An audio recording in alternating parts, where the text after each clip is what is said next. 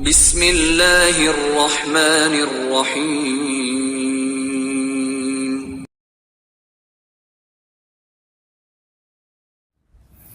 Assalamualaikum warahmatullahi wabarakatuh.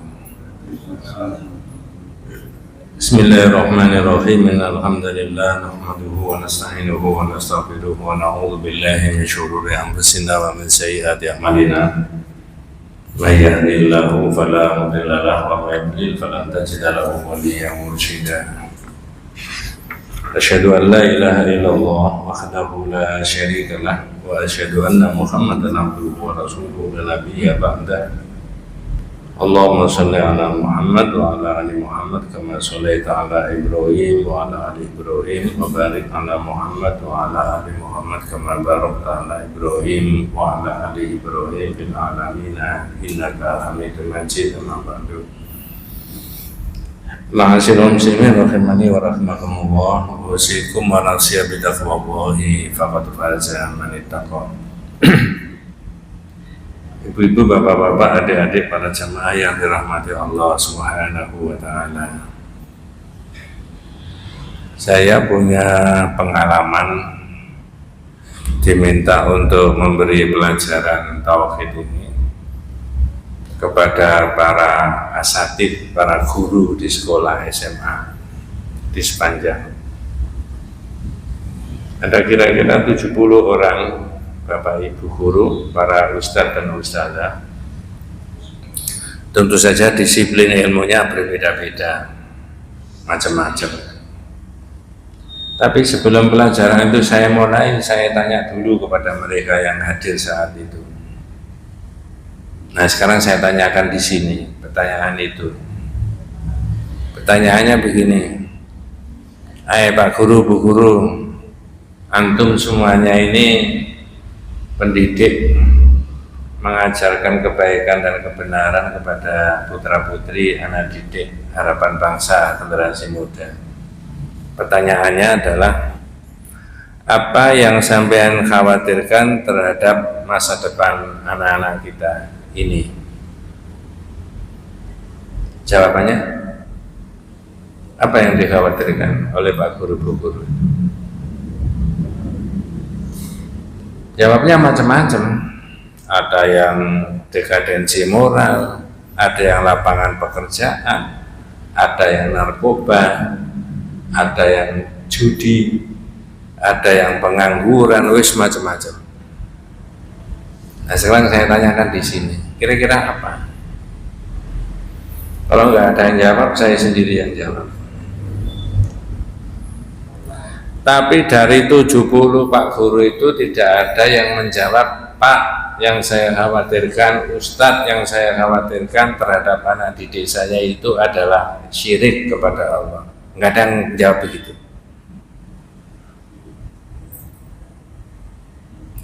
Padahal ini ditulis, di kitab inilah ditulis, al-khawfu minasyirki.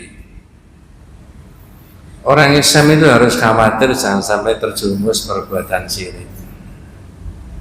Seberapa bahaya? Nah, ini yang dibahas sepintas. Zaman Covid, saya pernah tanya begitu kepada umat dan masyarakat. Lebih bahaya mana antara bahayanya Covid dengan bahayanya syirik kepada Allah? Kalau orang kena Covid, ditakdirkan Allah meninggal, ya sudah, selesai orang itu. Kalau dia soleh, solihah, masuk surga. Tapi kalau syirik itu dampaknya banyak sekali. Kalau nggak diberantas, berkembang terus. Nah, ini kita kasih contoh macam-macamnya itu. Para nabi, para rasul, ulul azmi saja punya kekhawatiran terhadap umatnya jangan sampai berbuat syirik, kok kita tidak khawatir belas. Nah, di situ maksudnya. Maka yang akan dibahas dengan kita semuanya, walaupun tidak terlalu mendalam, judulnya al-khawfu minasyirki. Orang itu, Mas, harus khawatir jangan sampai terjerumus dalam perbuatan syirik. Itu maksudnya yang tadi faza al-qalbi, di hatinya itu harus ada kekhawatiran minal wuqu'i fihi, orang terjerumus kepada syirik tadi, wa yakhrisul mu'min kullal khirs 'alal bu'di min syirki. Harus ada keinginan serius supaya orang itu terjauhkan daripada syirik. Wa yata'allamu syirka bi anwa'ihi. Caranya gimana supaya tidak terjerumus dalam perbuatan syirik? Yata'allamu syirka bi anwa'ihi. Ya sampai pelajari, ini tauhid, ini tauhid, ini tauhid, ini syirik, ini syirik, ini syirik. Baru orang itu ngerti. Kalau sudah ngerti, yang disisakan itu tauhidnya, yang ditinggalkan apanya? Syiriknya. Nanti ada contoh-contoh. Begitu. Fa yata'allamu syirka bi anwa'ihi wa khatarau khatta la yaqau fihi, lalu mempelajari bahaya-bahayanya syirik. Hatta la yaqa'u fihi, lalu orang itu berhati-hati jangan sampai terjerumus di situ. Wa yata'allamu tauhid bi anwa'ihi, ada kewajiban mempelajari tauhid dan macam-macamnya. Hatta yakuma fi qalbi al-khauf minasyirki wa yu'azzimu Allah, sampai hatinya itu mikir terus, jangan sampai kemudian dia terjerumus dalam perbuatan syirik. Saya beri contoh yang di masyarakat aja Pak ya, tapi ini bukan mengolok-olok ya. Saya tanya dulu, apa ada orang nggak senang duit? Jawabannya ada. Emang kok kita gak serius? Gak ada. Ngumpulkan sebanyak-banyaknya boleh nggak? Boleh. Tapi kalau orang itu punya iman yang kuat, amantu billahi wa malaikatihi wa kutubihi wa rasulihi, kata Nabi, supaya tidak terjerumus dalam perbuatan syirik, cintai Allah dan Rasulnya. Mencintai dunia boleh, ya, dapat fasilitas duniawi juga boleh. Tapi kalau sampai nabrak cintanya kepada Allah dan Rasulullah, yang mestinya nggak boleh sama Nabi, nggak boleh sama Rasul, tapi memaksa diri dengan berbagai macam modus dan cara, itu namanya sudah berbuat apa? Syirik. Bahasa kitabnya asyirku fil mahabbah, bahasanya panjenengan syirik dalam bercinta. Ada enggak Mas model begitu kira-kira? Kalau semua orang itu sudah tidak bisa dihindari kecintaannya kepada kemewahan dunia, lalu mengambil yang bukan haknya, itu pandangan tauhid sudah syirik itu. Syirik dalam bercinta. Ada enggak kira-kira di masyarakat sampean kayak begitu? Ada. Banyak apa sedikit? Banyak. Kalau dijawab banyak, saya boleh tanya lagi, pengalaman apa tidak sampean? Nah, itu harus disuarakan begitu-begitu itu. Jadi kiranya itu hanya curi biasa, korupsi, enggak. Contoh satu ya. Ini bukan mengolok-olok, tapi itulah realitasnya di masyarakat. Contoh dua, tapi nanti masing-masing dibahas itu. Orang Islam itu panjenengan dan saya, itu mentaati Allah dan Rasulnya itu mutlak. Mentaati pimpinan, mentaati kiai, mentaati ustadz, mentaati ulama, mentaati umara, itu tidak mutlak Mas. Apa boleh mentaati orang tua, mentaati ustadz, mentaati pak guru, itu kemudian nabrak hukum dan syariatnya Allah? Boleh nggak? Halo? Nggak boleh. Tapi karena takut, kami kesungkan, khawatir dipindah, khawatir dimutasi, khawatir diturunkan dan sebagainya, maka mentaati mereka-mereka itu secara mutlak. Nabrak ketaatannya kepada siapa? Allah. Nah, itu contoh. Namanya asyirku fit ta'ati, syirik dalam ketaatan. Loh, ada begitu. Ya rusaknya ya gara-gara itu loh tadi. Ya. Maka dalam kajian tauhid itu saya sebutkan tadi, supaya orang menjauhkan diri dari kemungkinan kena perbuatan apa? Syirik. Wa yakunul mu'min ala wajali minal wuqu'i fihi. wa yukaththir minad du'a ya bi ayyahfadahu Allahu minhu. Setiap orang yang beriman itu harus berhati-hati tadi, jangan sampai terjerumus dalam perbuatan syirik, lalu berdoa memohon sama Allah. Apa memohonnya? Jangan sampai dirinya dan seluruh anak cucunya terjerumus dalam perbuatan syirik. Itu pertama yang dilakukan. Contohnya Nabi siapa? Siapa yang disebut Abul Anbiya, bapaknya para nabi itu? Nabi Ibrahim. Kira-kira kekuatan imannya Nabi Ibrahim dengan kekuatan iman sampean bagus mana? Nggak usah ditanya, sudah mengerti kan? Maksud saya, orang sekelas Nabi Ibrahim itu siang malam berdoa sama Allah, Pak.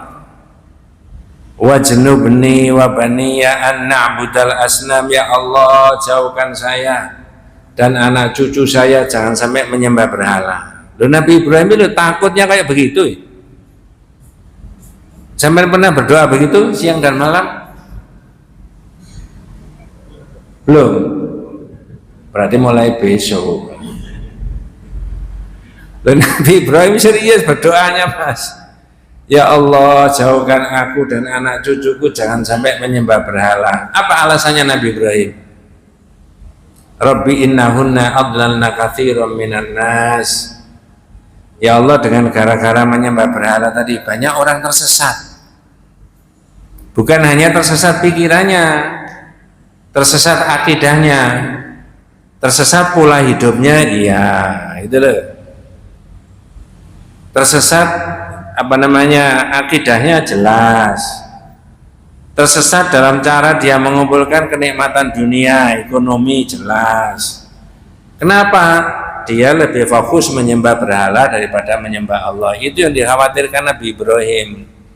Jauhkan aku dan anak cucuku jangan sampai menyembah berhala. Alasannya Nabi Ibrahim, banyak orang tersesat gara-gara itu tadi.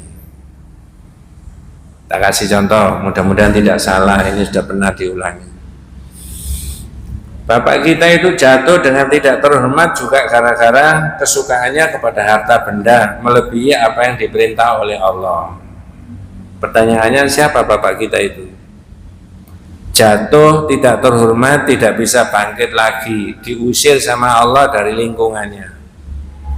Kita ini anaknya siapa sih? Anak cucunya siapa? Dulu bapaknya jenengan itu ditaruh di mana sama Allah? Dikasih makan apa dibiarin cari sendiri? Itu kalau ukuran orang Jawa dimakan 7 keturunan habis enggak? Wa qulna ya Adam uskun anta wa zaujukal jannata wa kula minha ragadan haitsu syi'tuma. Ini kamu di sini aja ya, enggak usah kemana-mana sama istrimu tadi. Terus fasilitas surgawi ini kamu nikmati. Itu ada kalimat ragadan, ada haitsu syi'tuma, didobeli sama Allah dengan lafal yang berbeda tapi maknanya sama. Sakarepmu, Bapak. Yang tidak boleh apa, Mas? Loh, katanya jenengan ini sudah biasa ngaji. Ya. Yang tidak boleh wala taqrabah hadhihi syajarata. Jangan dekati pohon ini. Pohon apa itu? Khuldi. Yang memberi nama Khuldi itu siapa? Jangan Allah, iblis. Kata iblis, hadhihi syajaratul khuldi wa mulkin la yabla. Ini adalah pohon keabadian. Khalidinnya kan abadi, khalidina itu. Khulud. Maksudnya iblis, ente kalau makan pohon ini semakin abadi di sini. Dasar iblis apa? Memberi peringatan, bahkan iblis memberi informasi yang palsu, salah. Lalu sama Allah sudah dilarang. Yang lain boleh, tapi melanggar tadi lalu diusir dari situ. Maksud saya, siapa saja yang masih sadar bahwa itu anak cucunya Adam, maka akan bisa diusir dari situasi begitu kalau dia menyalahgunakan itu tadi. Maka dalam pandangan tauhid ya, Nabi Ibrahim ini dipakai sebagai sosok contoh.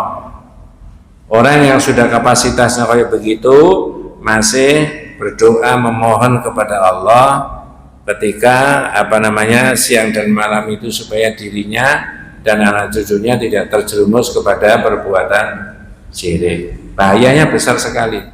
Banyak orang tersesat karena itu tadi. Satu ini contoh Nabi yang satu.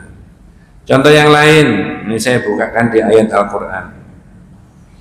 Nabi siapa mas? Yang putranya banyak, sudah menyebar kemana-mana, terus bapaknya itu sudah tua, sakit-sakitan itu loh.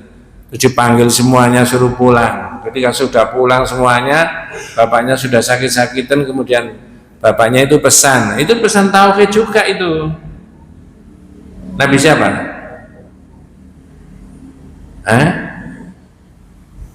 Am kuntum syuhada idh khadara Yaqubal mautu.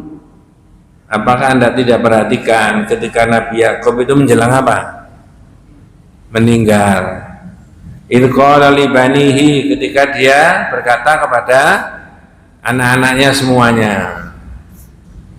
Ini sudah sering dibahas itu. Apa yang ditanyakan oleh Nabi Yakub kepada anak-anaknya yang hadir di situ? Ma ta'buduna min ba'di. Nanti kalau Bapak tidak ada, kamu itu menyembah apa?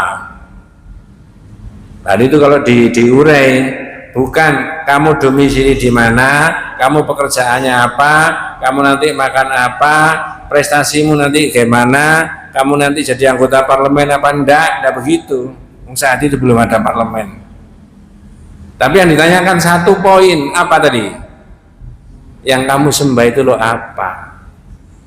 Sebab kalau dalam pikirannya Nabi Yakub, dalam tafsirnya, kalau dia masih menyembah anak cucunya itu menyembah Allah, aman.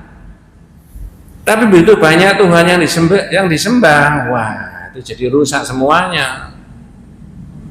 Nah begitu loh.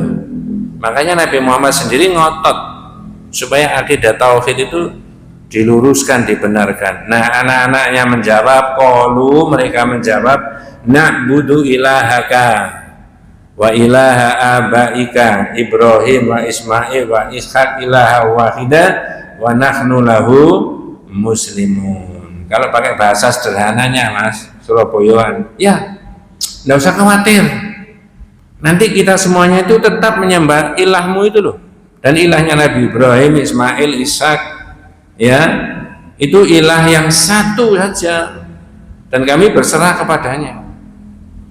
Dari situlah sebenarnya bapak ini meninggalkan pesan tauhid kepada putra putrinya. Nabi Ibrahim tadi dengan bahasa seperti begitu, Nabi Yakub dengan bahasa yang berbeda itu tadi, tapi esensinya sama. Apa? Agar masyarakat dan anak cucunya yang berikutnya itu tidak berbuat apa? Kesyirik. Terakhir, bukan terakhir di pengajiannya, terakhir di pembahasan ini. Ini menarik ini Pak, yang kaitannya dengan Nabi Muhammad itu ya. Ada pertanyaan, kaifa khafan Nabiyyu sallallahu alaihi wasallam ala ummatihi minasyirki. Saya ulangi pertanyaannya di kitab ini. Kaifa khafan Nabiyyu sallallahu alaihi wasallam, bagaimana Nabi, ceritanya kok Nabi itu bisa khawatir ala ummatihi terhadap umatnya minasyirki. Ya. Kok Nabi Muhammad itu sangat khawatir, gimana itu? Khafan Nabiyyu, Nabi itu sangat khawatir ala ummatihi minasyirki, ya, dari perbuatan syirik. Wa bayyana li ummati syirik bi anwa'ihi, kemudian Nabi itu menjelaskan macam-macamnya syirik. Nah, satu ketika Nabi bilang begini, nanti saya tanya di tengah-tengah, ya. Nabi bilang gini, akhfafu ma akhafu alaikum asyirkul asghar. Para sahabat, sesuatu yang saya paling khawatirkan menimpa kalian semuanya adalah syirik tapi kecil. Fasu'ila anhu, lalu Nabi ditanya apa maksudnya? Faqala, Nabi menjawab ar-riyah. Nanti ada pembahasan sendiri mengenai riyah. Tapi yang dinukil, diambil di sini dipakai keterangan adalah kekhawatirannya Nabi itu tadi. Saya ulangi pakai bahasa Indonesia. Para sahabat, sesuatu yang saya paling khawatirkan menimpa kalian semuanya adalah syirik tapi kecil. Fasu'ila anhu, lalu Nabi tanya, faqala, Nabi menjawab ar-riya. Nah sekarang saya tanya, ini kekhawatirannya Nabi ini kepada siapa? Atau apa yang dimaksudkan sesuatu yang saya paling khawatirkan menimpa kalian? Kalian itu siapa maksudnya? Apa Pak? Kok GJ itu? Gak jelas. Umatnya. Jangan keliru loh ya. Apakah kita termasuk kita kan berarti? Ya. Ya gitu tegas gitu nggak apa-apa walaupun kurang tepat. Ya. Iya. Pertanyaannya, apakah kita ini sudah ada ketika Rasulullah dawuh kayak begitu? Loh. Perhatikan, saya ulangi. Ini ada bahasanya di situ, Pak. Nabi itu dawuh gini, afafu ma khaufa alaikum asyirkul asghar. Sesuatu yang saya paling khawatirkan menimpa kalian. Loh, kalian semuanya ini loh siapa? Jawabannya yang tepat sahabat, bukan kita. Ngerti maksudnya Pak? Nggak ngerti nggak apa-apa kok ya. Kecuali kalau Nabi bilang gini, akhafu ma akhafu ala ummati. Kalau ala ummati, sahabat iya, kita iya. Tapi kalau alaikum, atas kalian semuanya, berarti siapa? Sahabat. Tapi orang yang mendengar dan membaca hadis itu tidak boleh punya pikiran, Ustaz, itu yang dikhawatiri sahabat ya? Iya Pak, bukan kita kan? Nanti maksud saya, boleh nggak bilang gitu? Lalu logikanya gimana itu? Sahabat saja oleh Nabi dikhawatiri kok. Kalimat berikutnya, apalagi kita. Coba, ini hadis ini dawuhnya Rasulullah dan benar. Saya sendiri yang mewakili panjenengan membacakan ini, antum semuanya Bapak Ibu ini. Jangan merasa sudah paling baik, tidak mungkin ada syiriknya. Jangan. Itu loh maksudnya. Wong sahabat saja itu digitukan sama Nabi kok. Makanya dalam pandangan akidah tauhid, kalau orang diparani orang terus diberitahu, sampai ini syirik, sampai ini riya, sampai itu munafik. Itu kalau di tauhid, orang digitukan itu tambah mangkel apa tambah seneng? Umumnya di masyarakat mangkel. Andai kata di depan orang itu ada sandal, loh ini serius Pak. Oleh tauhid tidak boleh. Wong ditunjukkan kelemahannya kok tambah mangkel. Mestinya ya tambah senang. Oh Masya Allah, dalam situasi bagaimana saya ini terindikasi munafik, nanti saya tinggalkan. Terima kasih, ini sahabat setia. Ada temannya salah diberitahu. Sayyidina Umar malah mencari tahu. Tadi saya sebutkan Nabi Ibrahim, berikutnya Nabi Yakub, sekarang Nabi Muhammad. Berarti para deretan Nabi yang disebutkan di dalam kitab ini ada kekhawatiran jangan sampai umatnya terjerumus dalam perbuatan apa? Lah kok Pak Guru, Bu Guru nggak khawatir belas gitu loh. Keliru. Ustaz, kalau begitu bahaya terbesar itu adalah syirik. Jawabannya iya. Tapi syirik itu jangan kemudian orang punya pendapat ini patung disembah-sembah. Nah, variasinya macam-macam Pak. Ya, kapan hari sudah khatam kitabnya itu, ini kan ganti kitab yang lain lagi, diulangi. Jadi Nabi sendiri dawuh, akhafu ma akhafu alaikum asyirkul asghar. Sesuatu yang saya paling khawatirkan menimpa kalian itu adalah syirik tapi kecil. Fasu'ila anhu, lalu Nabi ditanya, faqala, lalu Nabi menjawab ar-riya, yaitu apa? Riya. Di hadis yang lain Nabi memberi contoh, riya itu apa? Contohnya saja, bukan definisinya. Nanti ada definisinya di bab 36. Kata Rasulullah apa? Rajulun yusolli fa yuzayyinu salatahu lima yara min nadhari rajulin. Pak, dengan dan saya itu orang sholat, sholatnya diperindah, sholatnya diperbagus, sholatnya diperlama karena tahu dilihat orang. Kata Nabi, ini terindikasi berbuat apa? Riya. Berarti kemungkinan naudzubillah min dzalik, sahabat ada riyanya enggak? Sahabat juga sholat nih. Berarti saya kemungkinan naudzubillah min dzalik ada riyanya enggak? Iya, wong saya juga sholat tiap hari. Berarti ada kemungkinan sampean semuanya ada riyanya enggak? Enggak ada. Maka diperingatkan sama Nabi tadi, sesuatu yang saya paling khawatirkan menimpa kalian semua itu sahabat.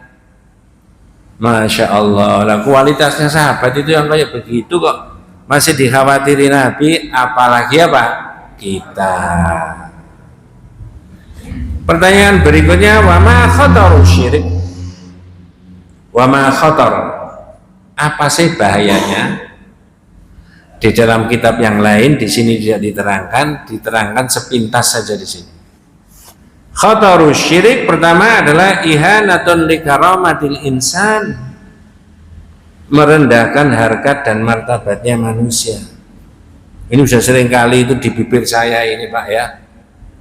Jadi orang syirik itu merendahkan dirinya sendiri. Kalau dia meyakini benda ini, barang ini bisa mendatangkan rezeki, menolak bala, berarti lebih mulia bendanya daripada orangnya. Jadi manusianya itu merendah-rendahkan dirinya sendiri. Kalau dia beristiadah minta perlindungan kepada jin, berarti dia merendahkan dirinya sendiri, lebih memuliakan siapa? Jin. Itu namanya ihanatun li karamatil insan, merendahkan harkat dan martabatnya manusia.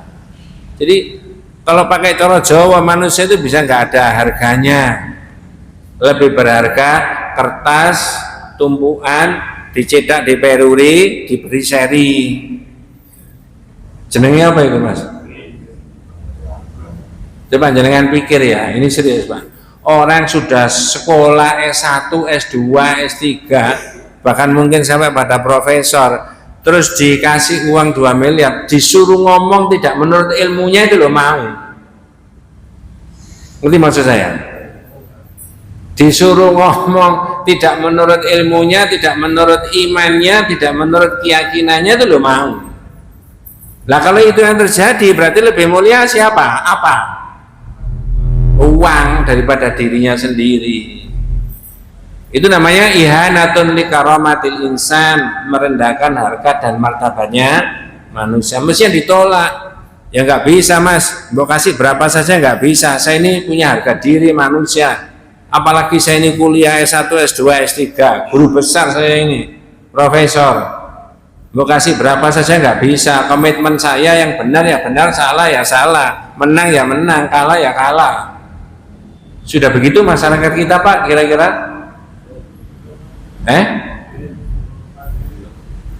Kok tahu sampai? Itu loh masalahnya itu di situ. Akhirnya rusak semuanya. Orang yang punya integritas, orang yang intelektual, seorang yang punya kapasitas, tapi tidak yang sebenarnya dia bicaranya, tidak yang sebenarnya dia sikapnya. Dalam pandangan tauhid berarti kalau itu syirik, ihanatun li karamatil insan, merendahkan harkat dan martabatnya manusia. Dua, ini sepintas.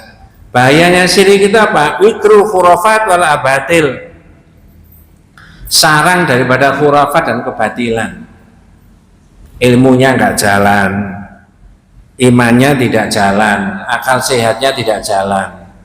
Yang sering saya pas beri contoh, mohon maaf Pak, katanya jenengan mau meresmikan proyek ini, proyek itu, atau mau dilantik tangan. Enggak, saya minta hari Jumat Pon aja. Kenapa Jumat Pon Pak? Itu hari baik karena disesuaikan dengan kelahiran saya, misalkan begitu. Berarti akalnya ini enggak jalan, tunduk kepada klenik-klenik itu tadi. Namanya wikrul khurafat wal abatil. Mas katanya mau beli rumah. Nggih Pak, sudah dilihat? Sudah. Rumahnya bagus, jalan aksesnya juga enak, konstruksi bangunannya juga baik, harganya juga rada miring, tapi tak urungkan. Loh kenapa nggak jadi? Ternyata rumahnya menghadap ke utara ya. Kenapa kok menghadap ke utara? Saya ini lahirnya Jumat Pahing, istri saya Rebo Legi, tidak boleh beli rumah menghadap ke utara. Mohon maaf, pikiran-pikiran kotor di masyarakat begitu ada nggak kira-kira? Ada. Itu namanya wikrul khurafat, sarangnya daripada khurafat dan kebatilan, bersarang di pikirannya. Akalnya kalah, ilmunya kalah. Ya, apa relevansinya? Apa hubungannya dengan itu? Loh. Jadi bapak-bapak, pikiran-pikiran begini ini bukan mengolok-olok siapa-siapa, enggak. Tapi jenengan ada kesempatan taklim, durasi waktunya tidak banyak, diterangkan tentang tauhid tadi, tentang akidah tadi. Inilah barangkali yang terpenting. Kemudian ada jawaban lagi, mengapa kok sangat dikhawatiri? Al-khuludu finnar. Ancamannya orang syirik itu tidak akan diterima dosanya oleh Allah kalau tidak tobat setobat-tobatnya. Jangankan begitu, nanti di bab 17 ya membahas mengenai syafaat. Dapat syafaatnya Nabi aja nggak dapat Pak. Yang bilang Nabi sendiri. Likulli nabiyyin da'watun mustajabah. Tiap-tiap Nabi itu diberi oleh Allah doa yang sangat istimewa. Kata ja'alu kullu nabiyyin da'watahu, dan tiap-tiap Nabi itu sudah menggunakan doa yang istimewa itu. Wa inni saya Muhammad ikhtabatu da'wati li ummati syafa'atan yaumal qiyamah. Doa yang sangat istimewa itu saya simpan, besok saya mohonkan kepada Allah agar umatku dapat syafaat. Wahyana ilatun insyaallah, dan itu akan diterima oleh umatku insyaallah. Nah ini yang penting, man mata la yusyriku billahi syai'an. Siapa yang mati tapi tidak membawa dosa syirik. Kalau dosa yang lain-lain itu ala masyiatillah, masih tergantung Allah. Ada kemungkinan diampuni. Orang sak masjid mendoakan semuanya, Allahumma firlahu warhamhu wa'afihi dan seterusnya. Nanti dimakamkan didoakan Allahumma firlahu warhamhu. Di HP di grup didoakan semuanya.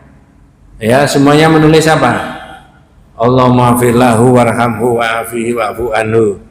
Ya, saya pernah pengalaman itu, ada di grup itu yang wafat saudaranya atau bapaknya atau siapa itu semuanya nulis begitu.